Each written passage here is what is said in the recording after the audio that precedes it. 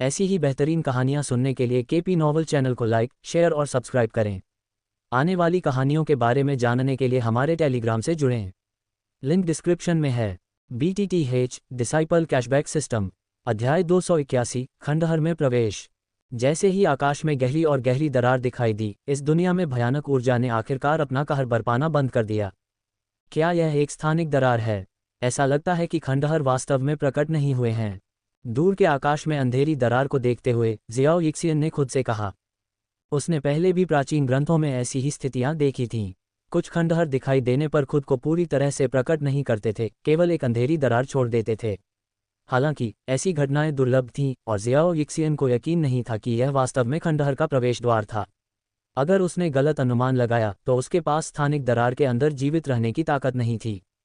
जैसे ही जियाओ यिक्सियन हिचकिचाया, छोटे से गांव से 1 दर्जन मील दूर से लगभग 1 दर्जन आकृतियां इस दिशा की ओर उड़ रही थीं। नेता एक बूढ़ा आदमी था जिसने काले रंग की पोशाक पहनी हुई थी, जिसके बाल सफ़ेद थे और उसकी पीठ पर हरे रंग के दुखी हुई पंख थे। उसके पीछे माँ परिवार के लोग थे, जिनमें माँ दयुवान भी शामिल था। साथ ही 3 काले वस्त्रधारी व्यक्ति थे, जिनकी ताकत उच्च स्तरीय डू सम्राट क्षेत्र में थी। वरिष्ठ लियू, सौभाग्य से मुझे सूचना पहले ही मिल गई और मैं पहले यहाँ पहुँच गया। अन्यथा इस तरह के हंगामे के साथ अनगिनत लोग यहाँ आ जाते। माँ दयुवान काले वस्त्रधारी बूढ़े व्यक्ति के पीछे पीछे चलते हुए चापलूसी भरे लहजे में बोला। माँ दयुवान की बातें सुनकर काले वस्त्रधारी बूढ़े व्यक्ति ने अपनी दाढ़ी को सहलाया और सिर हिलाया। इस बार तुमने अच्छा किया है। खंडहर से बाहर आने के बाद मैं तुम्हें उदारता से पुरस्कृत करूंगा। काले वस्त्रधारी बूढ़े व्यक्ति के वादे के साथ माँ दयुवान के चेहरे पर एक आत्मसंतुष्ट मुस्कान दिखाई दी और फिर उसने अपने बगल में हरे वस्त्रधारी अधेड़ व्यक्ति को उत्तेजक ढंग से देखा। थोड़ी देर में समूह छोटे से गांव के पास पहुंच गया और उनके सामने एक अंधेरी दरार दिखाई दी। क्या ये सिर्फ एक स्थानिक दरार है? कोई आश्चर्य नहीं कि प्रचंड स्थानिक शक्ति ने केवल कुछ मील के भीतर की चीजों को नष्ट कर दिया। अगर खंडहर पूरी तरह से प्रकट हो जाते तो मुझे डर है कि पूरा गिरता हुआ जंगल भयानक स्थानिक शक्ति द्वारा नष्ट हो जाता और तब तक उत्तर पश्चिम महाद्वीप के सभी मजबूत लोग यहाँ इकट्ठा हो जाते। आसमान में स्थानिक दरार को देखकर काले वस्त्र पहने बूढ़े व्यक्ति ने धीरे से बड़बड़ाया। वरिष्ठ लियू का क्या मतलब है? क्या यह अंधेरी दरार खंडहर का प्रवेश द्वार है? काले वस्त्र पहने बूढ़े व्यक्ति की बड़बड़ाहट सुनकर माँ दयुवान और उसके बगल में हरे वस्त्र में मध्यम आयु वर्ग के व्यक्ति बहुत उत्सुक थे और उन्होंने पूछा। हाँ, यह एक बहुत ही दुर्लभ स्थिति है। खंडहर उस दरार के अंदर हैं, काले वस्त्र पहने बूढ़े व्यक्ति ने आत्मविश्वास से कहा। हालांकि अब बहुत से लोग इसके बारे में नहीं जानते हैं, लेकिन आप अवसरों का पता लगाने के लिए मेरे पीछे आ सकते हैं। काले वस्त्र पहने बूढ़े व्यक्ति का चेहरा उत्साहित था क्योंकि उसने एक धीमी आवाज में चिल्लाया और गांव को दरकिनार करते हुए सीधे अंधेरी दरार की ओर उड़ गया। ...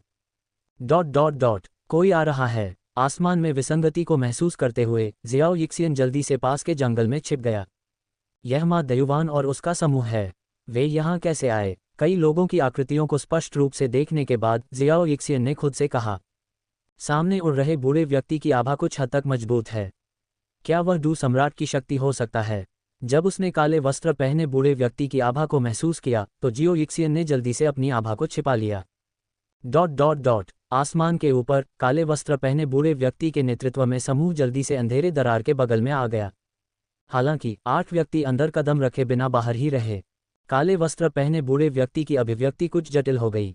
अचानक अपने साथियों हो यूनफेंग और वांग जिंग के व्याकुलता का फायदा उठाते हुए वह डू क्यूई के साथ बाहर निकला और सीधे उन दोनों को पकड़ने के लिए आगे बढ़ा, उन्हें अंधेरे दरार में फेंक दिया। 2 चीखों के साथ दोनों व्यक्तियों के शरीर तुरंत अंधेरे दरार में गायब हो गए। काले वस्त्र पहने बूढ़े व्यक्ति की हरकतों को देखकर आसपास के लोगों ने आवाज करने की हिम्मत नहीं की। उन्हें डर था कि वे अगले फेंके जाने वाले लोग हो सकते हैं। कई मिनट तक प्रतीक्षा करने के बाद काले वस्त्र पहने बूढ़े व्यक्ति की आंखों में दृढ़ संकल्प दिखाई दिया। फिर वह शेष 5 लोगों की ओर मुड़ा और कहा, तुम पांचों मेरे पीछे दरार में आओ। काले वस्त्र पहने बूढ़े व्यक्ति की बातें सुनकर शेष 5 लोग झिझकने लगे। दरार में प्रवेश करने से बचने का मौका मिल सकता था, लेकिन अगर वे नहीं गए तो वे तुरंत बूढ़े व्यक्ति के हाथों मर सकते थे। स्थिति को अच्छी तरह समझते हुए थोड़ी देर की झिझक के बाद उन्होंने अपने दांत पीस लिए और एक के बाद एक अंधेरी दरार में प्रवेश किया। काले वस्त्र पहने बूढ़ा व्यक्ति अंदर जाने वाला आखिरी व्यक्ति था। नीचे जियाओ यिक्सियन ने सभी लोगों को दरार में प्रवेश करते देखा। वह धीरे धीरे जंगल से बाहर चली गई। इस समय उसने अचानक 2 अधेड़ उम्र के पुरुषों की आकृतियां देखी जो एक चट्टान के पीछे छिपे हुए थे और गांव के लोग शोरगुल देखने के लिए दौड़ रहे थे।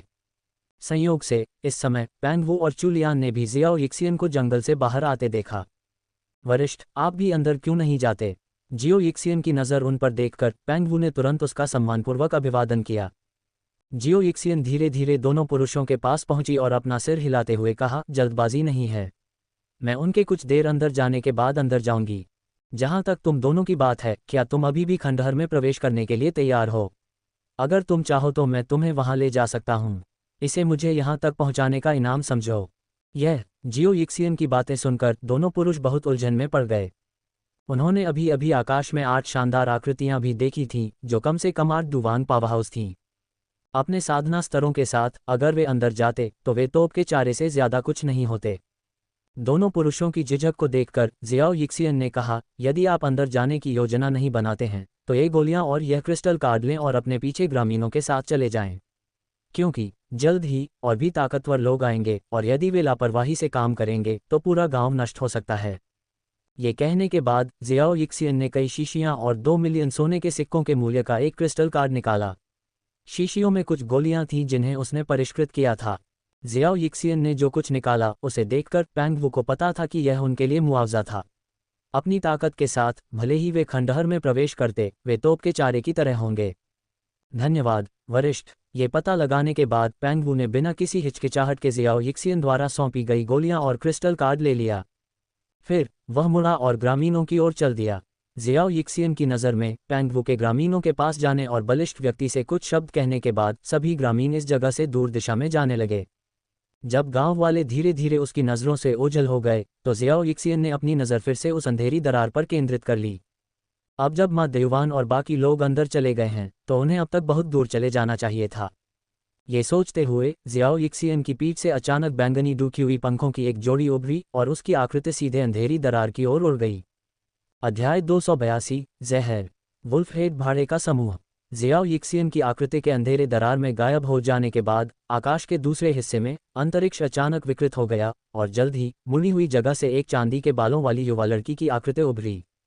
चांदी के बालों वाली युवा लड़की ने एक हल्का कदम उठाया और जियाओ यिक्सियन का पीछा करते हुए अंधेरे दरार में चली गई। जैसे ही जियाओ यिक्सियन ने अंधेरे दरार में कदम रखा, आसपास का वातावरण पूरी तरह से काला हो गया। हालांकि ऐसा लग रहा था कि उसकी दृष्टि के अंत में एक हल्की चांदी की रोशनी चमक रही थी। अपनी सारी ऊर्जा को केंद्रित करते हुए जियाओ यिक्सियन अंत में फीकी चांदी की रोशनी की ओर उड़ने लगी।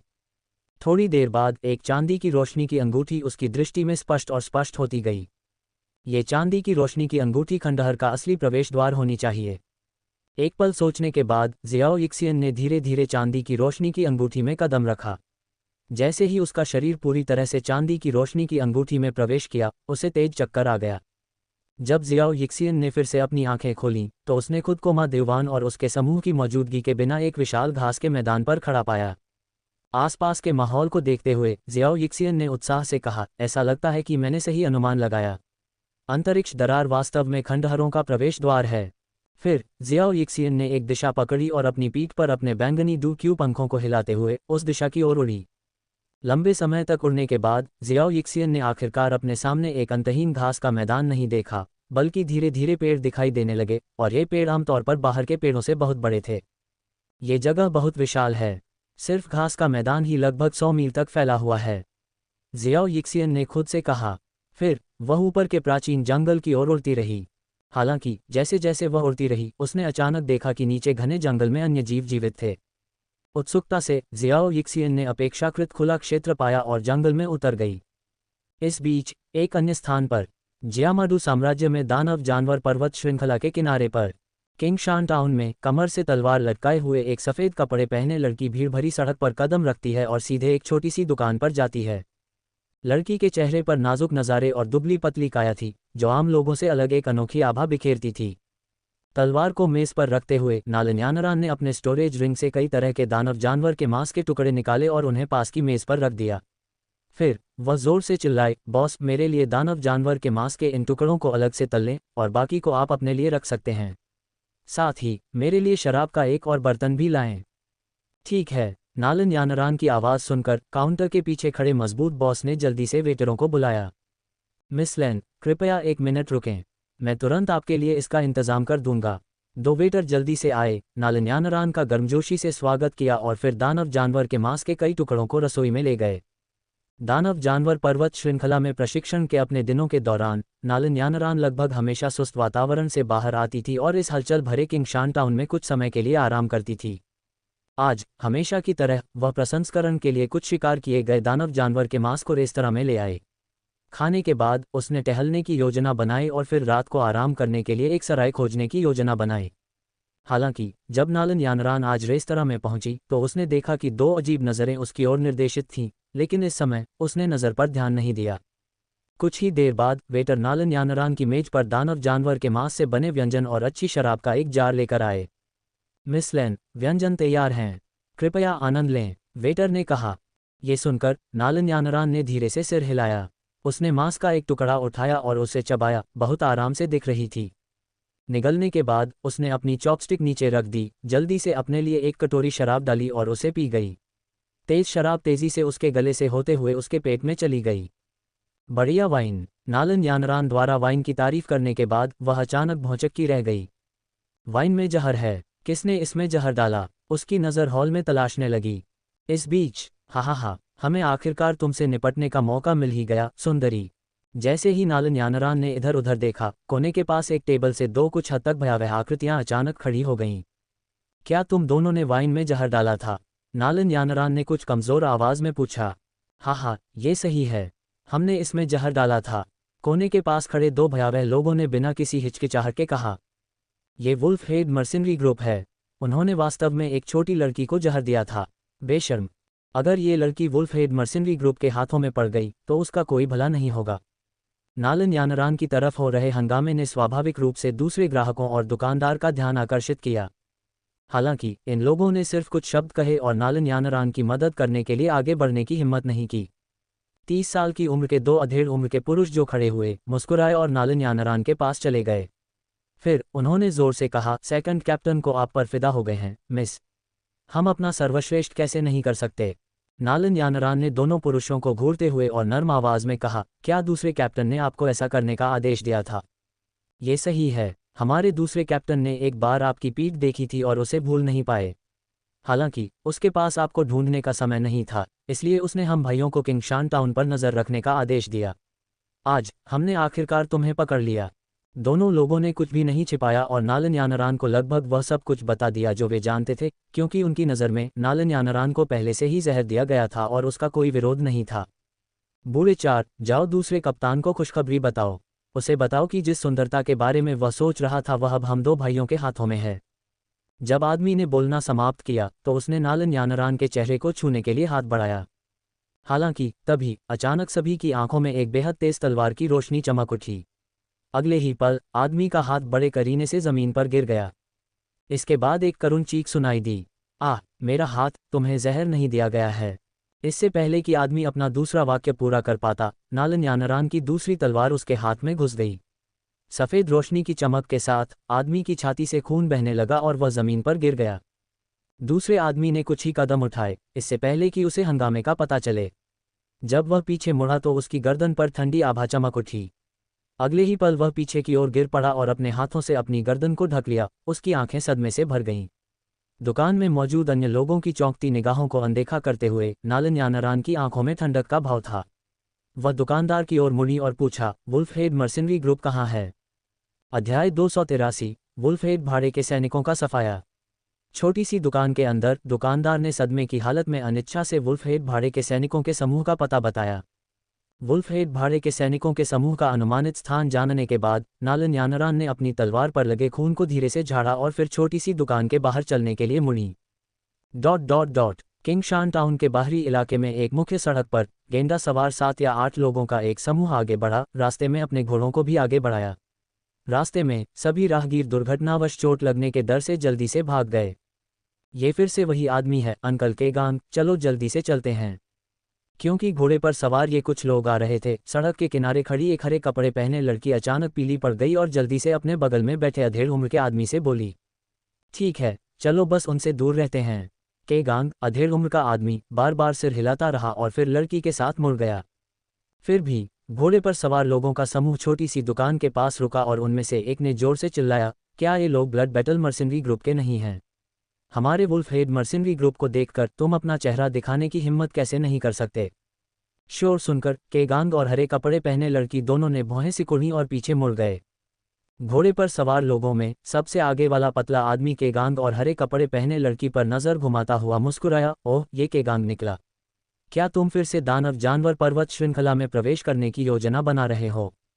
हाँ, हम दानव जानवर पर्वत श्रृंखला में प्रवेश करने की योजना बना रहे हैं, केगांग ने धीमी आवाज में जवाब दिया। तो सावधान रहो, तुम जैसी बूढ़ी हड्डी को दानव जानवरों द्वारा खाए जाने मत दो। केगांग का जवाब सुनकर दुबले पतले आदमी ने बेशर्मी से हंसी उड़ाई। फिर उस आदमी की हंसी सुनकर केगांग ने कोई प्रतिक्रिया नहीं की। केगांग की प्रतिक्रिया देखकर दुबले पतले आदमी ने कुछ बार हंसा और फिर अपनी नज़र हरे कपड़े पहने लड़की पर घुमाई जो केगांग से बचकर छिप रही थी। उसने अपने होठों को अश्लीलता से चाटा और मुस्कराते हुए कहा, रुको, तुम और भी प्यारी होती जा रही हो। मेरी पसंदीदा लड़कियां तुम्हारी जैसी हैं। हाँ, स्वाद ये कमाल का है। भविष्य में अकेले मत रहना, हे। हरे कपड़े पहने लड़की को चिढ़ाने के बाद दुबले पतले आदमी ने दिल खोलकर हंसा, अपने घोड़े को चाबुक मारा और शहर की चहल पहल वाली सड़क की ओर सरपट दौड़ा। पतले आदमी को जाते हुए देखकर केगांग और हरे कपड़े पहने लड़की दोनों ने राहत की सांस ली।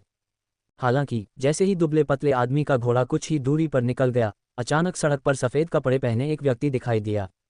इस आकृति को देखकर दुबले पतले आदमी ने जल्दी से अपना गेंडा नियंत्रित किया और सफ़ेद कपड़े वाली लड़की की दिशा में चला गया। दुबले पतले आदमी की हरकतों को देखकर उसके पीछे खड़े दूसरे लोग तुरंत उसके इरादे समझ गए। वे सफ़ेद कपड़े वाली लड़की का रास्ता रोकते हुए उसे पकड़ने के लिए अपने घोड़ों पर सवार हो गए। घोड़े पर सवार 8 आदमियों को लगभग सड़क को अवरुद्ध करते हुए देखकर धीरे धीरे चल रही सफ़ेद कपड़े वाली लड़की ने अपनी भौहें थोड़ी सिकुड़ी। दूसरे कप्तान, क्या आपने वांग परिवार के वांग भाइयों से शहर पर नज़र रखने के लिए नहीं कहा था?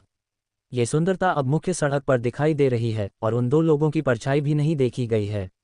वे वास्तव में बेकार हैं। पतले आदमी के पीछे से एक आवाज़ आई। ठीक है, वे दोनों वास्तव में अक्षम हैं। पीछे से शब्द सुनकर दुबले पतले आदमी ने बस एक वाक्य कहा, इससे पहले कि उसकी नज़र बेईमानी से सफ़ेद कपड़े वाली लड़की पर चली जाए। हाँ, छोटी सुंदरी, मुझे लगा कि मैं तुम्हें फिर कभी नहीं देखूंगा।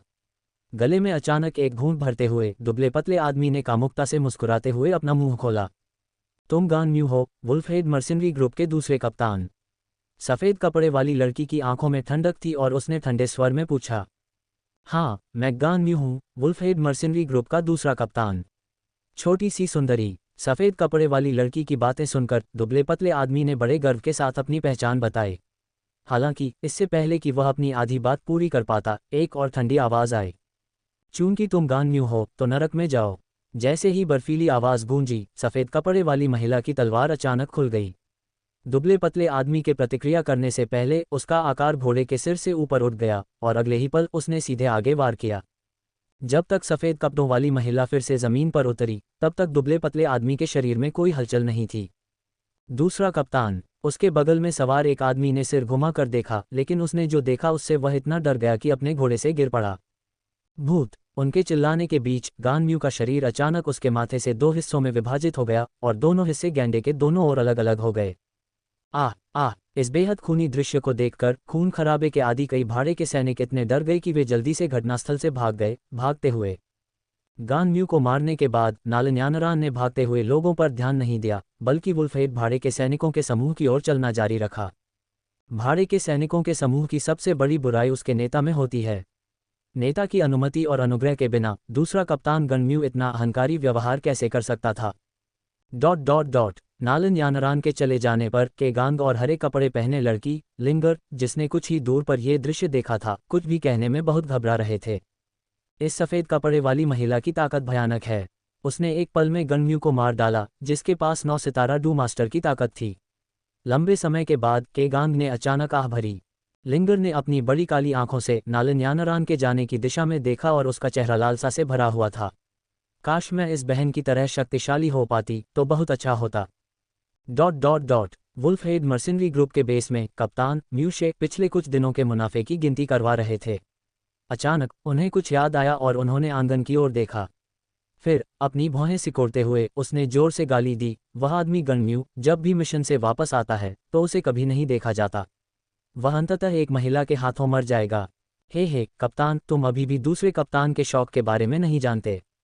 मैंने सुना है कि दूसरे कप्तान ने इस बार तुम्हें एक असाधारण सुंदरता देने की भी तैयारी की है।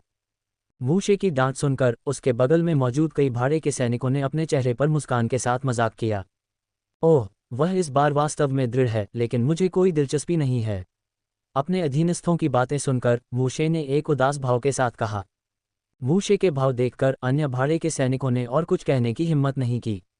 वे सभी जानते थे कि जब से कप्तान के बेटे की मौत जियाओयान नामक एक युवक के हाथों हुई थी, कप्तान हर दिन इस बारे में सोचता रहता था कि जियाओयान को कैसे ढूंढा जाए और बदला कैसे लिया जाए।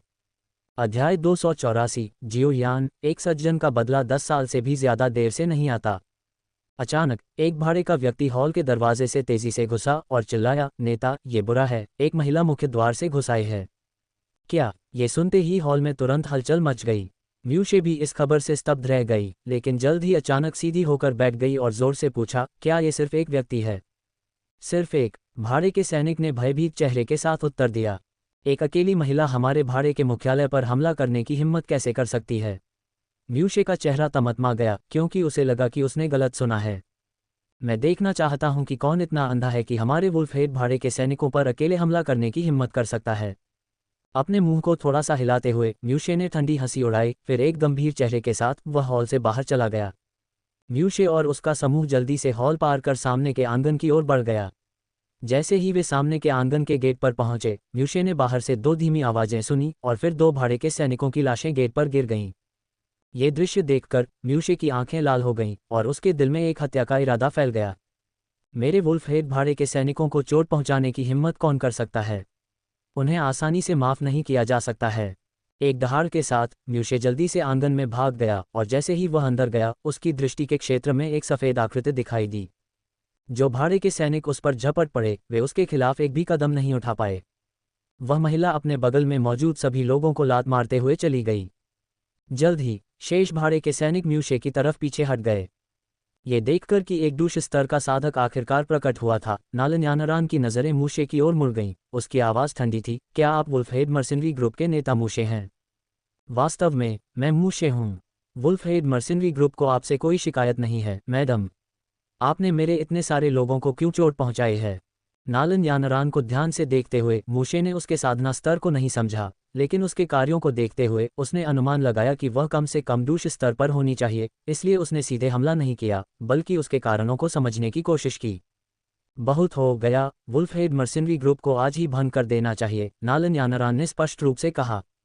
क्या? हमारे वुल्फहेड मर्सिनरी ग्रुप ने कई वर्षों तक किंगशान टाउन पर अपना दबदबा बनाए रखा है, और आपको लगता है कि हम सिर्फ आपके कहने पर ही भंग हो जाएंगे?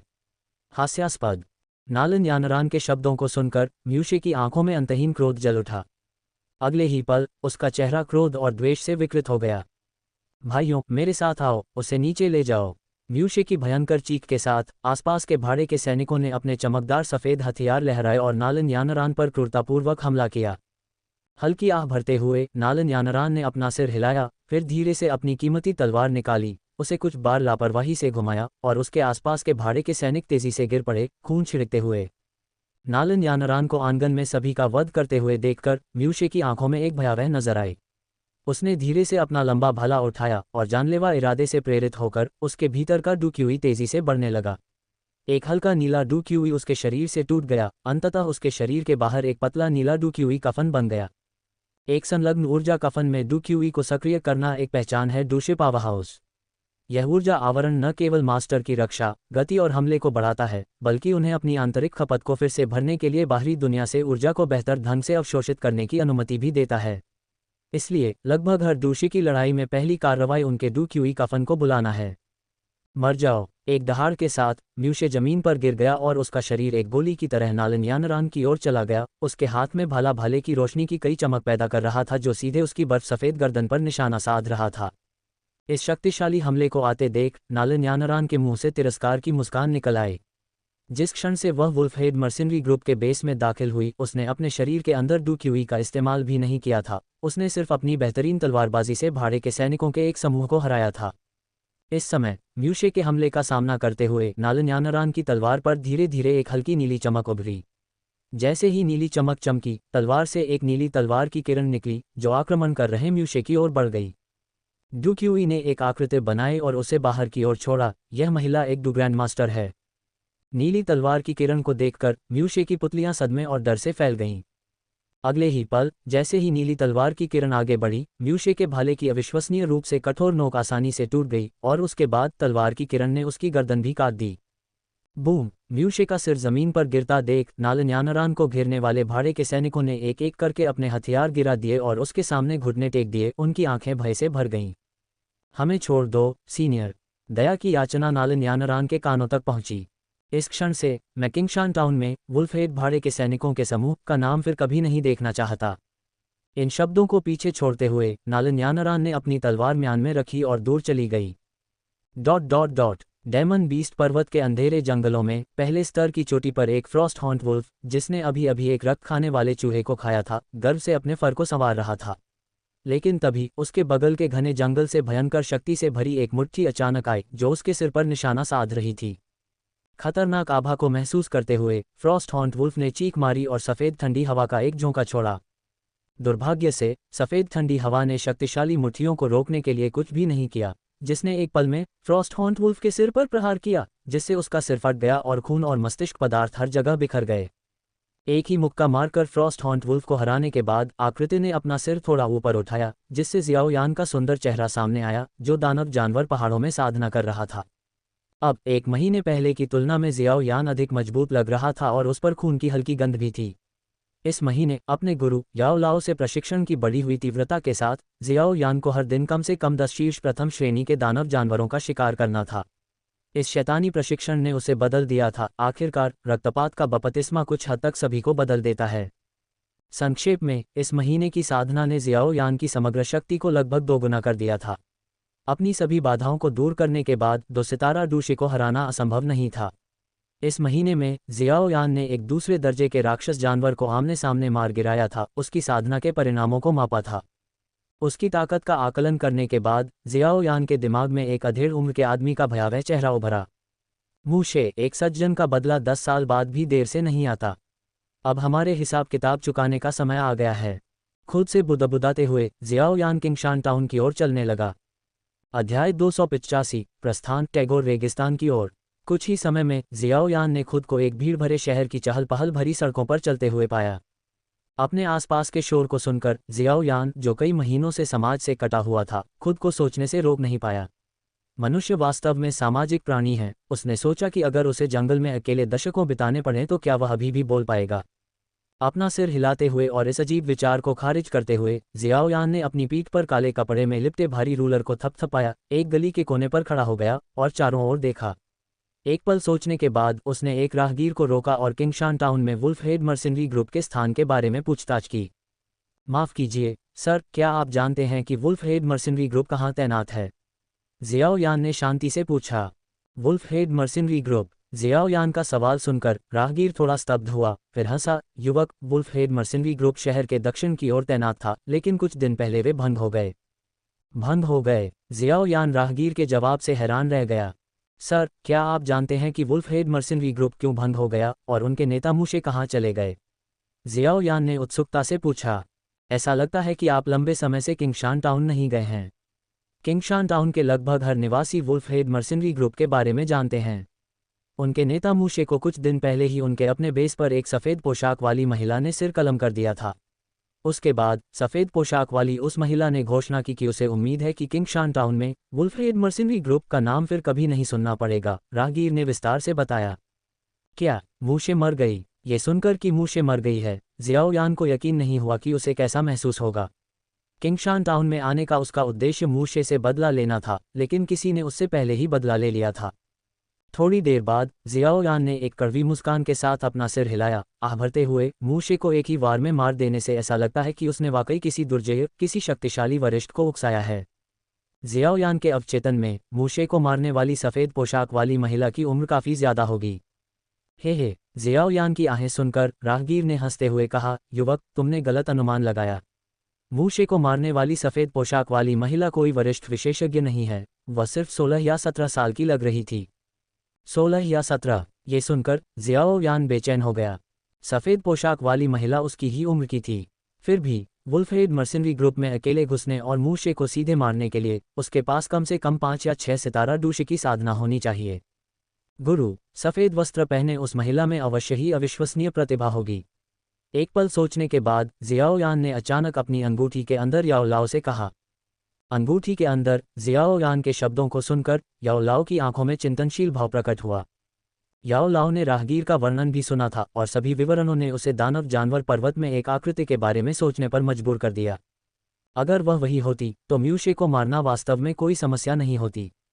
अपने दिल में याओ लाओ ने हल्की सी आह भरी, यह महसूस करते हुए कि यह जियाओयान के आत्मविश्वास को कम करने का समय नहीं था। इसके बजाय उसने उसे प्रोत्साहित करना चुना। जियाओयान, ये सच है कि दूसरों के पास वर्तमान में उच्च स्तर की साधना हो सकती है, लेकिन आपको ये समझना चाहिए कि स्थिर और ठोस अभ्यास अंततः आपको आगे ले जाएगा। इसलिए दूसरों की अस्थायी उपलब्धियों के लिए उनसे ईर्ष्या न करें। याओ लाओ के शब्दों को सुनकर जियाओयान ने गंभीरता से जवाब देने से पहले एक पल के लिए सोचा, मास्टर, मैं आपकी बात समझता हूँ। दूसरों के पास जो कुछ है, मैं उससे ईर्ष्या नहीं करूँगा। केवल निरंतर और लगातार प्रयास के माध्यम से ही कोई वास्तव में आगे बढ़ सकता है। अच्छा, जियाओयान, मूल रूप से मैं चाहता था कि आप तब तक दानव जानवर पहाड़ों में प्रशिक्षण लें जब तक कि आप दूष स्तर तक नहीं पहुंच जाते, और अब जब आपने इसे हासिल कर लिया है तो टैगोर रेगिस्तान की अपनी यात्रा की तैयारी करने का समय आ गया है। याओ लाओ ने संतुष्टि के साथ कहा, योजना के अगले चरण को बताते हुए अपना सिर हिलाया। टैगोर रेगिस्तान, ये सुनकर जियाओयान को अपने पिता की याद आई। जियो जान ने बताया कि उसके बड़े भाइयों ने वहां भाड़े के सैनिकों का समूह बनाया था। रेगिस्तान में जाना उनके साथ फिर से जुड़ने का एक अच्छा अवसर होगा। अगले ही पल जियोयान ने मुस्कुराते हुए कहा, गुरु, जब तक इसका कोई स्थायी प्रभाव न हो, कठोर प्रशिक्षण शुरू करो, मैं इसे संभाल सकता हूँ। तुम बदमाश, बस वहां जाने पर डरना मत, याओ लाओ ने कहा। उसकी आंखें स्नेह से भर गईं। निश्चिंत रहो, जियोयान ने आत्मविश्वास से उत्तर दिया। फिर उसने एक और सवाल जोड़ा, गुरु, आपने मेरे प्रशिक्षण के लिए विशेष रूप से टैगोर रेगिस्तान को ही क्यों चुना? ये सुनकर रिंग में मौजूद याओ लाओ ने समझाने से पहले थोड़ी देर हिचकिचाहट दिखाई। मैंने एक बार टैगोर रेगिस्तान का दौरा किया था क्योंकि मैंने सुना था कि विशाल रेगिस्तान में एक प्रकार की स्वर्गीय ज्वाला छिपी हुई है। दुर्भाग्य से मुझे वह तब नहीं मिली थी। अगर तुम इस बार भाग्यशाली रहे तो शायद तुम्हें मौका मिले। याओ लाओ द्वारा स्वर्गीय ज्वाला का उल्लेख सुनकर जियाओयान की आंखें चमक उठीं और उसने अपनी मुट्ठियां भींच लीं। धीरे से बुदबुदाया, स्वर्गीय ज्वाला, अगर मैं इसे पा सकता हूं तो मेरा ज्वाला मंत्र विकसित हो सकता है। पूर्वी दानव जानवर पर्वत। कुछ समय की यात्रा के बाद जियाओयान अंततः दानव जानवर पर्वत के पूर्वी छोर पर पहुंच गया। अब उसके सबसे नज़दीकी शहर जियामा साम्राज्य के पूर्वी प्रांत में एक बड़ा शहर था जो वुतान शहर से भी बड़ा था और जियामा साम्राज्य के सभी बड़े शहरों में समग्र शक्ति के मामले में शीर्ष पर था। जियाओयान का प्राथमिक लक्ष्य इस शहर तक पहुंचना था जिसे ब्लैक रॉक सिटी के नाम से जाना जाता था, क्योंकि केवल ऐसे बड़े शहर ही साम्राज्य के नागरिक हवाई परिवहन दस्तों से सुसज्जित थे। दानव जानवर पर्वत और पूर्वी सीमा के बीच की विशाल दूरी को देखते हुए अगर जियाओयान को टैगोर रेगिस्तान तक पैदल चलना पड़े तो कम से कम 4 से 5 महीने लगेंगे। हालांकि जियाओयान के पास समय बर्बाद करने के लिए समय नहीं था, इसलिए उसे साम्राज्य की सीमा तक हवाई परिवहन लेने के लिए ब्लैक रॉक सिटी पहुंचना पड़ा।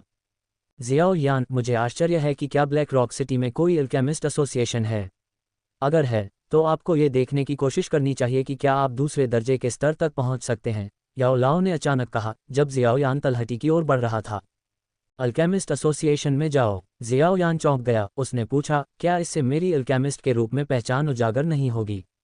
ये सुनकर याओ लाओ कुछ देर के लिए अवाक रह गया, फिर हंसते हुए बोला, मुझे याद नहीं है कि मैंने कभी तुमसे कहा हो कि तुम एक अल्केमिस्ट के रूप में अपनी पहचान छिपाओ। एक अल्केमिस्ट की पहचान का हर जगह सम्मान किया जाता है और कई जगहों पर अल्केमिस्ट को कई विशेषाधिकार दिए जाते हैं। मेरा मानना है कि जियामा साम्राज्य कोई अपवाद नहीं है। ठीक है, मैं तुम्हारी सलाह मानूंगा। याओ लाओ की व्याख्या सुनकर जियाओयान ने जोर से सिर हिलाया।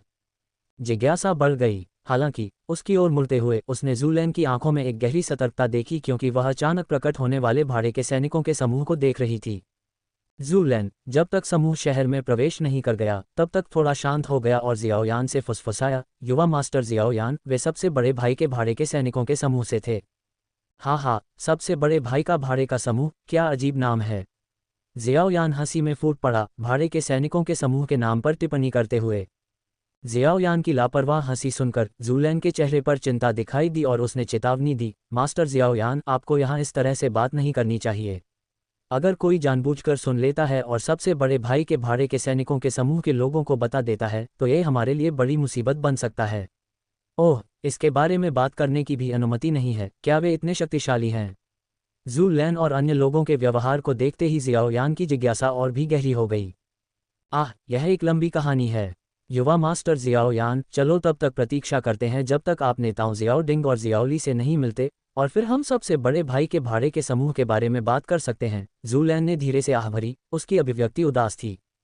ठीक है, तो ये देखते हुए कि जू लैन आगे विस्तार से बताने के लिए तैयार नहीं थी, जियाओ यान ने इस मुद्दे पर जोर नहीं दिया। थोड़ी देर में जियाओ यान और जू लैन स्टोन डेजर्ट सिटी के दक्षिणी भाग में एक बड़ी हवेली में पहुंच गए, जो मोटाई भाड़े के समूह के लिए आधार के रूप में कार्य करती थी। उस समय जियाओ यान दो युवकों की बातें सुन रहा था जो उससे काफी मिलते जुलते थे, और ऐसा करते हुए उसने गहरी भौहें सिकुड़ी हुई थीं। बड़े भाई, दूसरे भाई, क्या आप कह रहे हैं कि सबसे बड़े भाई के भाड़े के समूह ने आपको 3 दिनों के भीतर स्टोन डेजर्ट सिटी छोड़ने का आदेश दिया है? जियाओ यान की आंखों में क्रोध चमक आया और उसने कठोर आवाज में पूछा। हाँ, आज पहले से ही दूसरा दिन है। अगर हम कल तक नहीं गए तो सबसे बड़े भाई के भाड़े के सैनिकों के समूह के लोग शायद बलपूर्वक कदम उठाएंगे। जियोली ने सिर हिलाया और कहा। इस बिंदु पर जियोडिंग ने अचानक जोर से आह भरी। अफसोस, शुरू में हमारे मोटाई भाड़े के सैनिकों के समूह और सबसे बड़े भाई के भाड़े के सैनिकों के समूह के बीच कोई दुश्मनी नहीं थी। ये सोचना कि वे आपसे बिना किसी पिछले झगड़े के स्टोन डेजर्ट सिटी छोड़ने की मांग करेंगे, क्या ये थोड़ा अहंकारी नहीं है? जियोयान की आंखों में ठंडक की चमक थी जब उसने जियोडिंग के शब्दों को सुना। जियोयान जानता था कि मोटाई भाड़े के सैनिकों का समूह उसके बड़े भाइयों की कई सालों की कड़ी मेहनत का नतीजा था। अगर वे स्टोन डेजर्ट सिटी छोड़ देते तो उनकी सारी मेहनत जल्द ही खत्म हो जाती। छोटे भाई, कहानी में और भी बहुत कुछ है, सबसे बड़े भाई ने आगे कहा। ऐसा लगता है कि शुरू में हमारी ही गलती थी।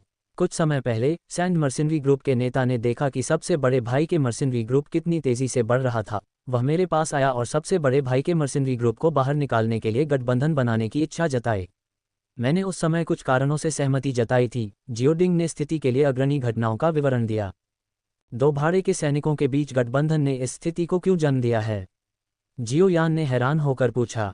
क्योंकि हमने सबसे बड़े भाई के भाड़े के सैनिकों के समूह के नेता की ताकत को कम करके आंका था, जियोली ने बीच में कहा। उनके नेता के पास किस तरह की ताकत है? कम से कम एक डू ग्रैंड मास्टर और उससे ऊपर, क्योंकि सैंड भाड़े के सैनिकों के समूह का नेता उसके खिलाफ एक भी चाल नहीं चल सकता था। हमारी साधना केवल डू मास्टर स्तर की है, इसलिए हम उसका सामना करने के योग्य भी नहीं हैं। डू ग्रैंड मास्टर हो? अपने भाइयों की व्याख्या सुनकर जियाओ यान ने पूरी स्थिति को मोटे तौर पर समझ लिया। हालांकि मोटाई भाड़े के सैनिकों के समूह ने शुरू में सबसे बड़े भाई के भाड़े के सैनिकों के समूह को नुकसान पहुंचाने का इरादा किया था, लेकिन जियाओ डिंग और जियाओली आखिरकार जियाओ यान के अपने भाई थे। लगभग बिना किसी हिचकिचाहट के जियाओ यान ने इस संकट के दौरान अपने भाइयों की मदद करने का फैसला किया। अल्पावधि में संकट को हल करने का एकमात्र तरीका सबसे बड़े भाई के भाड़े के सैनिकों के समूह के नेता को रोकना था। बेशक जियाओ यान अकेले इस कार्य के लिए सक्षम नहीं था। हालांकि याओ लाओ से आत्मा वृद्धि के साथ एक डू ग्रैंड मास्टर को हराने में बहुत प्रयास नहीं लगेगा। ... बड़े भाई, दूसरे भाई, आगे बढ़ने में जल्दबाजी न करें, अभी भी एक मौका हो सकता है, जियाओ यान ने एक पल की चुप्पी के बाद अचानक कहा। एक मौका? कैसा मौका? जियोडिंग ने उत्सुकता से उसकी ओर देखा। अगर कल सबसे बड़े भाई के भाड़े के सैनिकों के समूह का नेता आता है तो बस मुझे इसे संभालने दो, जियोयान ने कहा। उसके चेहरे पर एक हल्की मुस्कान थी जो आत्मविश्वास से भरा था। तुम इसे संभालोगे? बकवास, तुम अभी अभी डू मास्टर स्तर पर आगे बढ़े हो। हम भी तुम्हें नहीं हरा सकते। तुम सबसे बड़े भाई के भाड़े के सैनिकों के समूह के नेता का सामना कैसे करोगे? जियोयान की बातें सुनकर जियोडिंग और जियोली ने सोचा कि वह सिर्फ एक उद्दंड युवक है, इसलिए उन्होंने इसे गंभीरता से नहीं लिया। मास्टर, कृपया मेरी मदद करें। अपने भाइयों की प्रतिक्रिया देखकर जियोयान ने अचानक याओ लाओ से संवाद किया, जो उसकी अंगूठी में था। अध्याय 287। मैंने तुम्हें मौका दिया लेकिन तुम बेकार निकले। जैसे ही जियाओयान की उंगली पर अंगूठी से एक थका हुआ आह गूंजा, उसकी आभा नाटकीय रूप से बढ़ने लगी।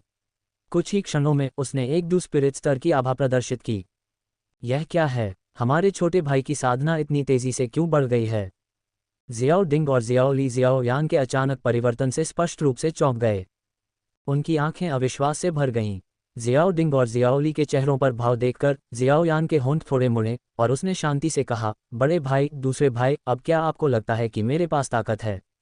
जियाओयान को कुछ देर तक देखने के बाद जियाओली ने अपने उत्साह को नियंत्रित करने के लिए संघर्ष करते हुए अचानक पूछा, जियाओयान, क्या तुम इस स्थिति को लंबे समय तक बनाए रख सकते हो? चिंता मत करो दूसरे भाई, मैं इसे काफी समय तक बनाए रख सकता हूँ। जियाओ यान ने आत्मविश्वास से अपनी छाती थपथपाई। अगले दिन स्टोन डेजर्ट सिटी में मोटाई मर्सेनरी ग्रुप के मुख्यालय से भी बड़े एक मनों के भीतर एक हृष्ट-पुष्ट युवक एक प्रांगण में युद्ध कौशल का अभ्यास कर रहा था। अचानक दो अधेड़ उम्र के पुरुष रक्तपिपासु आभा बिखेरते हुए प्रांगण के प्रवेश द्वार पर प्रकट हुए। हृष्ट-पुष्ट युवक ने धीरे धीरे अपनी हरकतें बंद कर दी क्योंकि उसे उनके आने का आभास हुआ। उसके पीछे थोड़ी दूर पर खड़ी दो नौकरानियां तुरंत आगे की ओर दौड़ीं। एक ने उसके चेहरे से प्रशिक्षण से निकले पसीने को सावधानी से पोंछा, जबकि दूसरी ने उसे एक सुंदर ढंग से तैयार किए गए वस्त्र पहनाने में मदद की। ये वस्त्र जियामा साम्राज्य में एक सम्मानित कीमियागर की विशिष्ट पोशाक थी, जो उस पर प्रदर्शित प्रतीक के माध्यम से तीसरे दर्जे के कीमियागर के रूप में उसकी स्थिति को दर्शाता था। ये हृष्ट-पुष्ट युवक लियू लिंग था, जिसे गुहे ने टैगोर रेगिस्तान में प्रशिक्षण के लिए भेजा था। स्टोन डेजर्ट सिटी में लंबे समय तक नहीं रहने के कारण उसने गुहे के मिशन को पूरा करने के लिए जल्दी से सबसे बड़े भाई के भाड़े के समूह का गठन किया। शुरुआत में सबसे बड़े भाई के भाड़े के सैनिकों के समूह में केवल 2 या 3 सदस्य थे। हालांकि लियू लिंग के नेतृत्व में वे लगभग हमेशा अपने मिशन से सफलता से लदे हुए लौटते थे। धीरे धीरे अन्य भाड़े के सैनिकों ने उन्हें परेशान करना शुरू कर दिया, लेकिन एक बार जब लियू लिंग ने अपनी दुर्जेय युद्ध क्षमताओं का प्रदर्शन किया तो उन्होंने उन्हें निशाना बनाने वाले प्रत्येक समूह से व्यवस्थित तरीके से निपटा। इसके बाद सबसे बड़े भाई के भाड़े के सैनिकों के समूह का विकास तेजी से हुआ और कुछ ही समय में उनकी ताकत स्टोन डेजर्ट सिटी में 3 स्थापित भाड़े के सैनिकों के समूहों के बराबर हो गई। स्वाभाविक रूप से इस तेज वृद्धि ने इन समूहों का ध्यान आकर्षित किया, जिसमें तीसरे स्थान पर रहने वाले स्टॉर्म भाड़े के सैनिकों के समूह ने सबसे पहले धैर्य खो दिया। उन्होंने सबसे बड़े भाई के भाड़े के सैनिकों के समूह को निगलने का प्रयास किया, लेकिन लियू लिंग ने उन्हें बुरी तरह से हरा दिया, जिन्हें अपने नेता को हराने के लिए केवल 2 चालों की आवश्यकता थी। स्टॉर्म भाड़े के सैनिकों के समूह के प्रभाव को बाद में लियू लिंग के समूह ने अवशोषित कर लिया।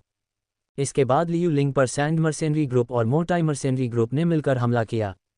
अब जब दोनों नौकरानियों ने उसे कपड़े पहनाए तो लियू लिंग ने आंगन के प्रवेश द्वार पर खड़े 2 अधेड़ उम्र के लोगों पर नजर डाली और उदासीनता से कहा, क्या है? बोलो। नेता, हाल के दिनों में स्नैक पीपल जनजाति की हरकतें लगातार बढ़ गई हैं। हमें संदेह है कि वे जल्द ही साम्राज्य की सीमाओं पर हमला कर सकते हैं, एक आदमी ने सम्मानपूर्वक उत्तर दिया। स्नैक पीपल जनजाति। उस आदमी की रिपोर्ट सुनने के बाद लियू लिंग ने जवाब देने से पहले एक पल के लिए सोचा, हमने जो जानकारी एकत्र की है उसमें से कुछ शाही सेना को दे दो। इतने बड़े पैमाने के युद्ध के बारे में हमारा भाड़े का समूह बहुत कम कर सकता है। हाँ, मैं तुरंत आपके आदेशों का पालन करूंगा, सर, आदमी ने सम्मानपूर्वक जवाब दिया और फिर आंगन से बाहर चला गया। कैसिडा, क्या आपके पास भी रिपोर्ट करने के लिए कुछ है? दूसरे अधेड़ व्यक्ति को अभी भी प्रवेश द्वार पर खड़ा देखकर लियू लिंग ने आगे कहा। नेता, 3 दिन की समय सीमा बीत चुकी है और मोटाई भाड़े के सैनिकों का समूह आपके अनुरोध के अनुसार शहर से वापस नहीं गया है। कैसिडा ने गंभीरता से रिपोर्ट की। मोटाई भाड़े के सैनिकों का समूह, मैंने तुम्हें एक मौका दिया था लेकिन तुम बेकार थे। लियू लिंग ने खुद से बड़बड़ाया। आओ मेरे पीछे शहर के दक्षिण में चलो। अपने लबादे को झटकते हुए लियू लिंग आंगन से बाहर निकल गया। 2 सुंदर नौकरानियां उसके पीछे पीछे चल रही थीं। मकान के प्रवेश द्वार पर एक भव्य गाड़ी पहले से ही तैयार थी, जिसके पीछे घोड़ों पर सवार 30 से अधिक दुर्जेय भाड़े के सैनिक प्रतीक्षा कर रहे थे। नेता, जैसे ही लियू लिंग गेट के पास पहुंचा, ये 30 कुछ भाड़े के सैनिक उतर गए और एक स्वर में झुककर उसका अभिवादन किया। हम थोड़ा सिर हिलाते हुए लियू लिंग अपनी 2 नौकरानियों के साथ धीरे धीरे गाड़ी में चढ़ गया। चलो चलें। गाड़ी के अंदर से इस आदेश का पालन करते हुए भाड़े के सैनिक जल्दी से फिर से अपने घोड़ों पर सवार हो गए और गाड़ी के पीछे पीछे तेजी से चौड़ी सड़कों पर दौड़ते हुए चले गए। बहुत समय नहीं बीता था कि गाड़ी मोटाई भाड़े के सैनिकों के समूह के मुख्यालय के प्रवेश द्वार पर पहुंच गई। नेता, ये बुरा है, सबसे बड़ा भाई का भाड़े का दल यहाँ है। जैसे ही गाड़ी आई, मोटाई भाड़े के दल के मुख्यालय के प्रांगण के भीतर से खतरे की चीख सुनाई दी। मोटाई भाड़े के दल के तीनों भाइयों ने पहले ही घोड़ों की टापों की आवाज़ सुन ली थी और मुख्य द्वार की ओर दौड़ पड़े। उनकी नज़रें पास आ रही आलीशान गाड़ी पर टिकी थीं। जैसे ही 2 नाजुक हाथों ने गाड़ी का पर्दा उठाया, एक लंबा युवा व्यक्ति धीरे धीरे बाहर निकला। जियाओ यान लियू लिंग के चेहरे को स्पष्ट रूप से देखकर अंदर से चौंक गया। मूल रूप से जियाओ डिंग और जियाओली द्वारा सबसे बड़े भाई के भाड़े के दल के नेता की साधना के विवरण के आधार पर जियाओ यान ने अनुमान लगाया था कि यह व्यक्ति 30 के आसपास का एक युवा व्यक्ति हो सकता है। अब ऐसा लग रहा था कि यह व्यक्ति उससे मुश्किल से कुछ साल बड़ा था। जैसे ही उसकी नज़र नीचे की ओर गई, गाड़ी पर बैठे युवक द्वारा पहने गए कीमियागर के लबादे ने तुरंत जियाओ यान का ध्यान आकर्षित किया। वह प्रतीक जिसे केवल तीसरी श्रेणी का कीमियागर ही पहन सकता है। इस सुदूर सीमा क्षेत्र में ऐसा तीसरी श्रेणी का कीमियागर मौजूद है। गाड़ी पर बैठे युवक पर एक नज़र डालने से ही जियाओ यान के दिल में बहुत बड़ी लहरें उठ गई थीं और उस पल याओ लाओ ने अचानक उसे याद दिलाया। जियाओ यान, ये युवक सिर्फ 18 या 19 साल का लग रहा है, फिर भी वह डू स्पिरिट स्तर तक पहुंचने से बस एक कदम दूर है। वह एक दुर्लभ प्रतिभा है। क्या डू स्पिरिट तक पहुंचने से बस एक कदम दूर? याओ लाओ की याद दिलाते हुए जियाओ यान और भी हैरान हो गया। जियाओ डिंग और जियाओ ली ने केवल यह उल्लेख किया था कि यह व्यक्ति 3 सितारा डू ग्रैंड मास्टर से ऊपर हो सकता है, लेकिन उन्हें यह एहसास नहीं था कि उसकी असली साधना 9 सितारा डू ग्रैंड मास्टर के शिखर पर थी। सारी जियामा साम्राज्य में भी साधना की ऐसी भयानक गति दुर्लभ थी। इस समय जियाओ यान की नज़र लियू लिंग की ओर अचानक सावधानी से भर गई। लियू लिंग गाड़ी से बाहर निकलने के बाद गेट पर खड़े मोटाई मर्सिनरी ग्रुप के 2 नेताओं को देखा। उसके होठों पर उपहास का एक निशान था और धीरे से कहा, जियाओ डिंग, जियाओ ली, 3 दिन की समय सीमा बीत चुकी है। ऐसा लगता है कि आपका जाने का कोई इरादा नहीं है। अध्याय 288। बहन यानरान, अपने सबसे बड़े भाई को पहले जियोयान की ताकत का परीक्षण करने दो। हालांकि जियोयान जियो डिंग और जियो ली के बगल में खड़ा था, लेकिन उसके हाल ही में प्राप्त डू मास्टर साधना स्तर ने लियू लिंग का ध्यान आकर्षित नहीं किया। उस समय लियू लिंग के प्रभावशाली शब्दों को सुनने पर जियो डिंग और जियो ली ने सीधे जवाब नहीं दिया, बल्कि अपनी निगाहें जियोयान की ओर घुमा लीं। अपने भाइयों की नज़रों को भांपते हुए जियोयान लियू लिंग की ताकत से हैरान होने के बावजूद याओ लाओ के समर्थन के कारण डर महसूस नहीं कर रहा था। जैसे ही लियू लिंग का ध्यान जियो डिंग और जियो ली पर रहा, जियोयान ने अचानक कहा, तो आप सबसे बड़े भाई के भाड़े के समूह के नेता हैं। जियाओ यान के बोलने के बाद लियू लिंग के समूह से कैसिडा ने गुस्से में जियाओ डिंग पर चिल्लाया, जियाओ डिंग, क्या मोटाई मर्सिनरी ग्रुप अपने सदस्यों को इसी तरह अनुशासित करता है? जब नेता बोल रहे होते हैं तो क्या कोई टॉम, डिक या हैरी बीच में बोल सकता है? बदतमीजी! यह मेरा अपना भाई जियाओ यान है। उसके शब्द मेरे शब्द हैं। जियाओ डिंग ने कैसिडा के अपमान को सुनकर उग्रता से उत्तर दिया। कैसिडा अपना मजाक जारी रखने ही वाला था कि उसने लियू लिंग के हाथ के इशारे को देखा और तुरंत अपना मुंह बंद कर लिया। जियाओ यान, मुझे लगता है कि मैंने वह नाम कहीं सुना है। जियाओ डिंग द्वारा बताए गए नाम को सुनकर लियू लिंग ने अपने सिर के पिछले हिस्से को रगड़ा, याद करने की कोशिश करते हुए। अचानक, जैसे कि उसे एहसास हुआ हो, उसने उत्साह से जियाओ यान को देखा और सोचा, क्या ये वही जियाओ यान हो सकता है जिसके साथ बहन यानरान ने सगाई तोड़ दी थी? लियू लिंग की कुछ अजीब प्रतिक्रिया देखकर जियाओ यान भी हैरान रह गया और उसने पूछा, क्या तुम मुझे जानते हो? मुझे अब याद आया, एक जियाओ यान था जिसने बचपन में मुझसे 100,000 सोने के सिक्के उधार लिए थे और फिर बिना चुकाए गायब हो गया था। निश्चित रूप से वह तुम नहीं थे। उस पल अपनी असली पहचान बताने के बजाय लियू लिंग ने जियाओ यान को एक बनावटी बहाने से चिढ़ाने का फैसला किया। ये सुनकर जियाओ यान कुछ पल के लिए स्तब्ध रह गया, जबकि जियाओ डिंग ने जल्दी से समझाया, नेता लियू मजाक कर रहे हैं। मेरा छोटा भाई बचपन से ही वुतान शहर में है और कभी बाहर नहीं गया, तो उसे किसी से पैसे उधार लेने का मौका कैसे मिल सकता है? सिर हिलाते हुए लियू लिंग ने फिर गंभीरता से कहा, ठीक है, चाहे तुम पर मेरा पैसा बकाया हो या न हो, आज तुम्हें स्टोन डेजर्ट सिटी छोड़ देना चाहिए। ये तुम्हारा आखिरी मौका है। जैसे ही लियू लिंग ने बोलना समाप्त किया, जियाओ यान ने बिना किसी हिचकिचाहट के तुरंत जवाब दिया, अगर हम नहीं गए तो क्या होगा?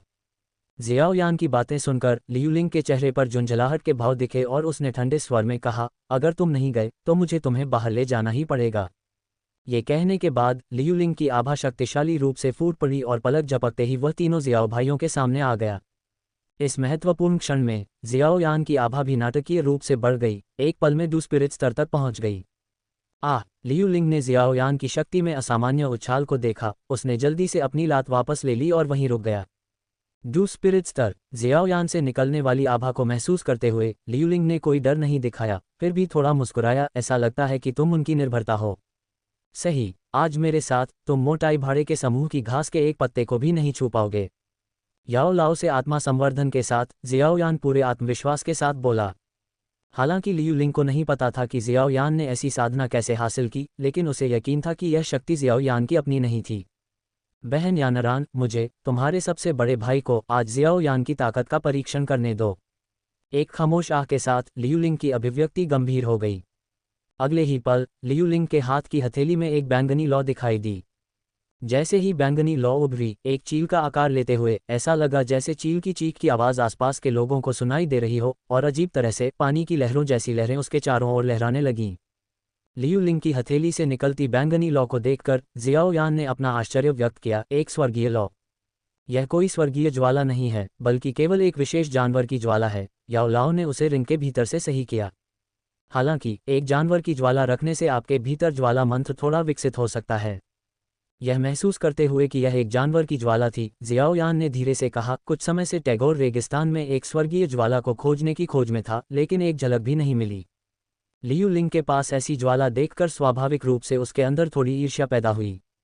काफी जानकार। लियू लिंग ने जियाओयान को अपने हाथ में ज्वाला पहचानते हुए देखकर प्रशंसा के भाव के साथ टिप्पणी की। चलो देखते हैं कि आपकी डू स्पिरिट शक्ति में कितना पदार्थ है। अगले ही पल, जैसे ही लियू लिंग के शब्द गिरे, उसका आकार तेजी से बदल गया। एक तूफान की तरह तेजी से जियाओयान की तरफ बढ़ रहा था। उसके हाथ जियाओयान के दाहिने कंधे को पकड़ने के लिए तेजी से बढ़ रहे थे। लियू लिंग की तेज हरकतों से चौंक कर जियाओयान ने एक पलटा में बाहर खींच लिया। काले रंग के रूलर को पीछे से उठाकर जोर से ऊपर की ओर घुमाया, जिससे एक भयंकर हवा का झोंका आया जो सीधे लियू लिंग के सिर पर लगा।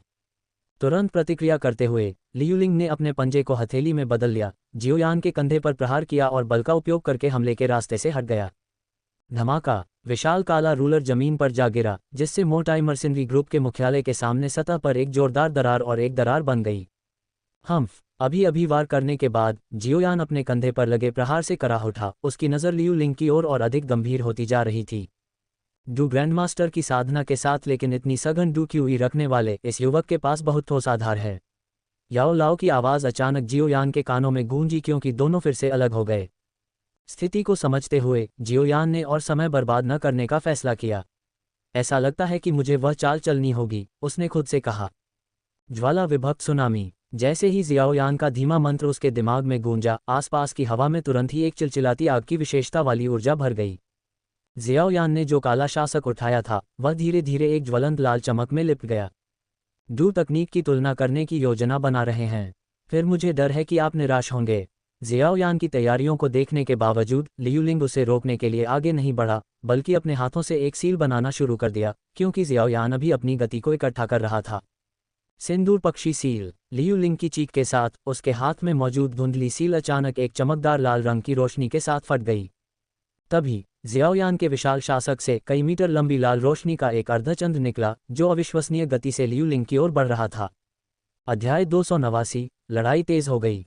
जियाओयान द्वारा छोड़े गए लाल प्रकाश के विशाल अर्धचंद्र ने सबसे बड़े भाई के भाड़े के सैनिकों के समूह के 30 से ज्यादा भाड़े के सैनिकों को चकित कर दिया। उनकी आंखें हमले की शक्ति से चौंककर चौड़ी हो गईं, जो उनकी कल्पना से भी परे थी। कैसिडा और लियू लिंग द्वारा लाई गई दो नौकरानियां भाड़े के सैनिकों के सामने खड़ी थीं। उन्होंने गहरी चिंता दिखाई।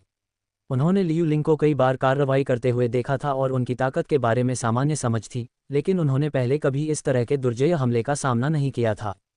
जियाओ डिंग और जियाओली, जो जियाओयान से कुछ ही पीछे खड़े थे, ने भी ऐसी ही भावनाएं साझा की।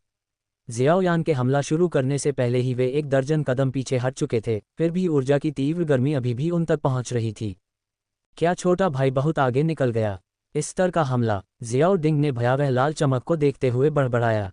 हालांकि लियू लिंग के साथ उनके कुछ विवाद थे, लेकिन उनके विवाद की जड़ में उनके खिलाफ उनकी खुद की साजिश थी, जिससे तकनीकी रूप से वे दोषी थे। ऐसी निर्दयी भाड़े की दुनिया में नैतिक तर्क अक्सर सबसे मजबूत मुट्ठी के शासन का रास्ता देते हैं। ये जानते हुए भी भले ही जियो डिंग को एहसास हुआ कि जियोयान के प्रहार से लियू लिंग गंभीर रूप से घायल हो सकता है या इससे भी बदतर हो सकता है, उसने इसे रोकने के लिए आवाज़ नहीं लगाई। जब सभी का ध्यान लाल रोशनी के शक्तिशाली अर्धचंद्र पर था, तो लियू लिंग बेफिक्र लग रहा था और उसने अपनी हथेली को एक धीमी और सामान्य गति से आगे बढ़ाया। इस क्रिया ने एक पल में उसके शरीर से लगभग 90% डू क्यूई को खींच लिया। उसके द्वारा छोड़ी गई लाल रंग की सील अचानक फैल गई, एक पल में कई मीटर तक फैल गई और जमीन पर मोटे पत्थर के स्लैब को वाष्पीकृत कर दिया। एक बेहोश लाल फीनिक्स प्रेत जल्दी से सील के केंद्र में उभरा, एक विनाशकारी आभा को बाहर निकाल रहा था। खतरा! जैसे ही लियू लिंग ने सील को पूरी तरह से छोड़ा, याओ लाओ की घबराई हुई चीख अचानक जियाओयान के दिमाग में गूंज उठी। तुरंत जियाओयान की आभा फिर से बढ़ गई, कुछ ही पलों में अविश्वसनीय रूप से डूकिंग के स्तर तक पहुंच गई, जिसने सभी को एक बार फिर चौंका दिया। अगले ही पल लाल रोशनी का विशाल अर्धचंद्र फीनिक्स सील से टकराया, जिससे ऊर्जा का एक बड़ा विस्फोट हुआ जो बाहर की ओर फैल गया। अप्रत्याशित रूप से जियाओयान का शक्तिशाली लाल अर्धचंद्र पूरी तरह से नष्ट हो गया, जबकि सील के भीतर फीनिक्स प्रेत नष्ट नहीं हुआ। इसके चमकीले पंख फड़फड़ाते हुए यह अकल्पनीय गति से जियाओयान की ओर बढ़ा। अपनी जमीनी डू तकनीक को छोड़ने के बाद प्रतिक्रिया करने का समय नहीं होने के कारण जियाओयान अपने सामने विशाल काले शासक को रखकर खुद को संभाल सकता था। बूम! एक दबी हुई आवाज के बाद जियाओयान और उसके काले शासक को 10 मीटर से अधिक पीछे की ओर उड़ते हुए भेजा गया। इससे पहले कि वे रुके, उनके पैर लगभग जमीन में धंस गए। छोटे भाई, क्या तुम ठीक हो? Master Xiaoyan. जियाओ डिंग, जियाओ ली और आकर्षक महिला जूलैन, जो अभी अभी प्रवेश द्वार पर आई थी, जियाओयान की जांच करने के लिए आगे बढ़ी।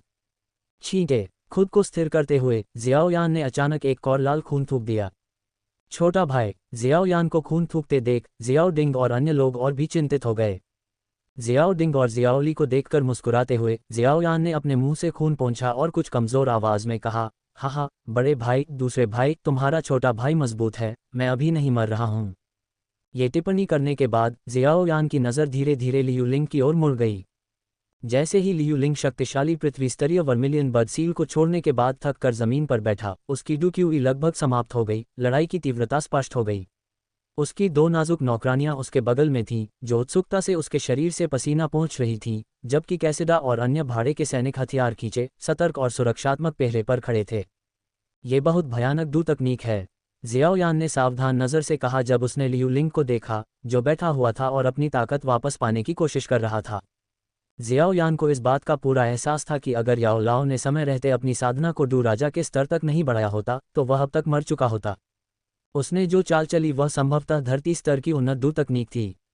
अपने चरम डू ग्रैंड मास्टर की ताकत वाले किसी व्यक्ति के लिए ऐसी शक्तिशाली तकनीक को उजागर करना वास्तव में राक्षसी है। याओ लाओ की आवाज़ आश्चर्य और प्रशंसा से भरी हुई अचानक जियाओयान के दिमाग में गूंज उठी जब वह लियूलिंग को देख रहा था। तो शिक्षक भी सहमत हैं कि वह एक राक्षस है। याओ लाओ के शब्दों को सुनकर जियाओयान ने अंदर ही अंदर आह भरी। तुम सच में जानते हो कि मुसीबत कैसे ढूंढी जाती है, बच्चे? ये युवक दुर्जय है, उसके पास धरती स्तर की डू तकनीक, एक जानवर की लौ है, और वह एक तीसरी कक्षा का कीमियागर है। ये संभावना है कि उसके पास एक शक्तिशाली गुरु है जो उसका समर्थन कर रहा है। याओ लाओ का दृष्टिकोण हमेशा जियाओयान की तुलना में व्यापक था और उसने तुरंत गंभीर निहितार्थों की ओर इशारा किया। एक शक्तिशाली गुरु। याओ लाओ के विश्लेषण को सुनकर जियाओयान ने एक व्यंग्यात्मक मुस्कान दी। मैं भी उसे भड़काना नहीं चाहता था, लेकिन मैं यह नहीं देख सकता था कि मेरे भाइयों के वर्षों के प्रयास बर्बाद हो रहे हैं। ठीक है, अब जब वह संभवतः उस पृथ्वी स्तरीय तकनीक का उपयोग करने से डू क्यूई से थक गया है, तो बातचीत करने का यह एक अच्छा समय है। वह शायद ही मना करे, याओ लाओ ने गंभीरता से कहा। ठीक है, याओ लाओ की सलाह पर सिर हिलाते हुए जियाओयान ने फिर अपने पैरों को जमीन से निकालने का थोड़ा प्रयास किया जहां वे धंसे हुए थे और धीरे धीरे लियूलिंग की ओर चलने लगा। जियाओयान की हरकतों को देखते हुए कैसिडा और उसके पीछे के भाड़े के सैनिक स्पष्ट रूप से भयभीत थे, फिर भी कोई पीछे नहीं हटा। जैसे ही जियाओयान पास आया, उसके हर कदम के साथ उनके दिल की धड़कनें तेज हो गईं। भाइयों, इस आदमी को नेता के पास मत आने दो। अचानक कैसिडा ने दहाड़ते हुए अपना हथियार उठाया और जियाओयान पर हमला करने की तैयारी की। कैसिडा, पीछे हट जाओ। इससे पहले कि वह आगे बढ़ पाता, पीछे से एक डरावनी आवाज़ आई जिसने कैसिडा और अन्य लोगों को वहीं रोक दिया। फिर एक आकृति तेजी से उनके सिर के ऊपर से कूदी और उनके सामने मजबूती से उतरी।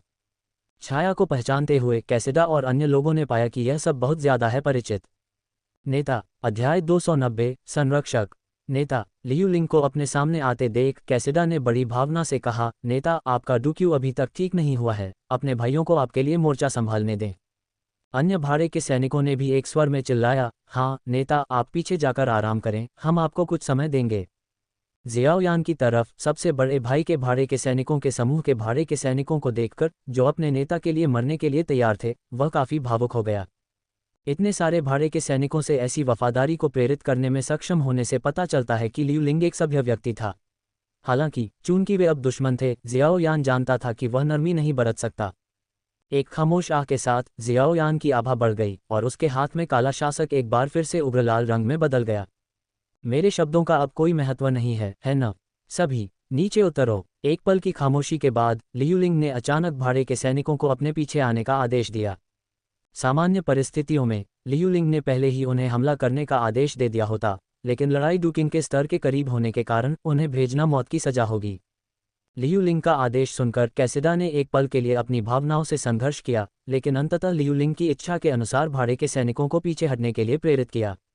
मुझे स्वीकार करना चाहिए, आप न केवल एक दुर्जय प्रतिद्वंद्वी हैं, बल्कि सम्मान के पात्र भी हैं। जियाओयान ने मुस्कुराते हुए कहा, वास्तव में लियूलिंग के कार्यों की प्रशंसा करते हुए। क्या ऐसा है? लियू लिंग ने हल्की मुस्कान के साथ जवाब दिया, लेकिन आप जो किसी और की आत्मा शक्ति पर भरोसा करते हैं, फिर भी मेरे प्रतिद्वंद्वी होने के योग्य नहीं हैं। लियू लिंग को यकीन था कि जियाओ यान ने जो शक्ति दिखाई थी, वह उसकी अपनी नहीं थी, बल्कि किसी बाहरी शक्ति द्वारा बढ़ाई गई थी। इसके अतिरिक्त, बूहे से अद्वितीय आत्मा शक्ति तकनीक और शिक्षाओं को प्राप्त करने के कारण लियू लिंग ने जियाओ यान में एक असामान्य आत्मा उतार चढ़ाव महसूस किया था जो उससे संबंधित नहीं था। इसलिए लियू लिंग ने अनुमान लगाया कि जियाओ यान ने किसी और की आत्माशक्ति का लाभ उठाकर अस्थायी रूप से अपनी साधना को डुकिंग स्तर तक बढ़ाया होगा। ये सुनकर जियाओ यान को शर्मिंदगी महसूस हुई, उसका चेहरा थोड़ा लाल हो गया। किसी दुश्मन द्वारा खुलेआम मजाक उड़ाया जाना और अपने रहस्यों को उजागर किया जाना किसी को भी परेशान कर सकता है। मैंने इस युवक की असाधारण आत्मा शक्ति को लंबे समय से देखा है, लेकिन मुझे उम्मीद नहीं थी कि वह इतना कुछ समझ पाएगा। याओ लाओ ने आश्चर्य व्यक्त किया क्योंकि जियाओ यान अपने विचारों से जूझ रहा था। गुरु, अब हमें क्या करना चाहिए? जियाओ यान ने कुछ हद तक घबराते हुए पूछा। चिंता मत करो, उसने आपकी आत्मा के बारे में कुछ असामान्य महसूस किया होगा, लेकिन वह केवल मेरी उपस्थिति के बारे में अनुमान लगा रहा है। वह आगे जो भी कहे उसे अनदेखा करो, याओ लाओ ने सलाह दी। ठीक है गुरु, जियाओ यान जानता है कि क्या करना है। जियाओ यान ने मन ही मन सिर हिलाया। हाँ, जो कहना है कहो। अब जब तुम ऐसी स्थिति में हो तो अपना प्रयास बर्बाद करना बंद करो। बस मोटाई भाड़े के सैनिकों के समूह का विरोध करना बंद करने के लिए सहमत हो जाओ और मैं तुम्हें नहीं मारने का वादा कर सकता हूँ। जियाओ यान जानता था कि लियू लिंग उसे नीची नज़र से देखता है, लेकिन फिर भी वह विजेता के व्यवहार के साथ लियू लिंग के पास जाता रहा। क्या तुम्हें लगता है कि तुमने मुझे घेर लिया है? जैसे ही जियाओ यान पास आया, लियू लिंग ने घबराहट का कोई संकेत नहीं दिखाया। इसके बजाय उसने चुपचाप एक जैद ताबीज निकाला और बिना किसी हिचकिचाहट के उसे कुचल दिया। जियाओ यान, वह दूसरों को संदेश भेज रहा है। याओ लाओ ने जियाओ यान के ध्यान में आने से पहले उसे तुरंत सूचित किया। याओ लाओ ऐसे संचार तावीज़ों से बहुत परिचित था, हालांकि उसे उम्मीद नहीं थी कि उनका इस्तेमाल जियामा साम्राज्य के इतने दूरदराज के हिस्से में किया जाएगा। एक संचार ताबीज, क्या वह अपने उस शक्तिशाली गुरु को बुला रहा है? याओ लाओ की चेतावनी सुनकर जियाओ यान की चिंता बढ़ गई। चलो आशा करते हैं कि आने वाला व्यक्ति बहुत शक्तिशाली नहीं है। याओ लाओ ने आह भरी, फिर जल्दी से कहा, जियाओ यान, किसी के आने से पहले इस युवक को नियंत्रित करो। गुरु, मैं समझ गया। जियाओ यान ने सिर हिलाया। अगले ही पल जियाओ यान के कदम तेज हो गए और वह लियू लिंग के करीब चला गया। उसी समय स्टोन डेजर्ट सिटी के बाहरी इलाके से कुछ ही दूर रेत के टीले के ऊपर रेत में चल रहा एक नंगे पांव सुनहरे बालों वाला छोटा लड़का अचानक पीला पड़ गया। तेजी से स्टोन डेजर्ट सिटी की ओर भागते हुए उसकी आकृति चमक उठी। कुछ ही सांसों में वह शहर के ऊपर पहुंच गया था।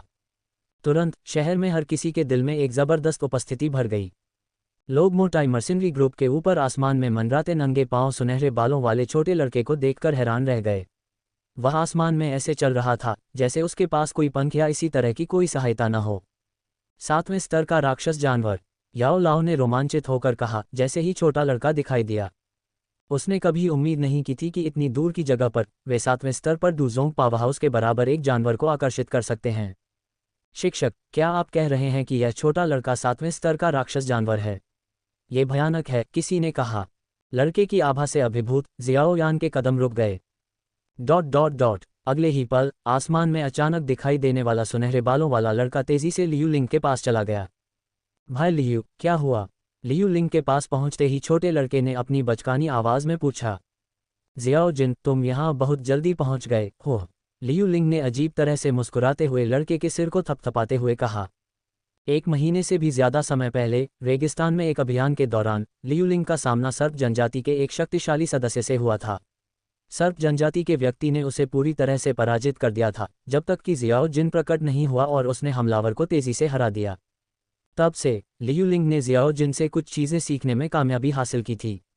उसने पाया कि उसके मालिक ने गुप्त रूप से उनमें से प्रत्येक की रक्षा करने के लिए 3 शक्तिशाली जानवरों को नियुक्त किया था।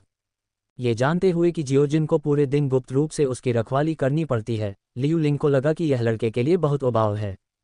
इस प्रकार लियू लिंग ने सुझाव दिया कि जियोजिन को पूरे दिन उस पर नज़र रखने के बजाय उसके करीब घूमने की अधिक स्वतंत्रता हो सकती है।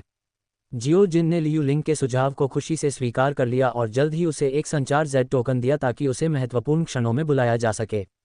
ये पहले से ही दूसरी बार है जब जियोजिन मेरी मदद करने आया है। मुझे आश्चर्य है कि क्या मेरे साथी शिष्यों यान रैन और जियान एर ने भी कुछ ऐसा ही अनुभव किया है, लियू लिंग ने खुद से सोचा।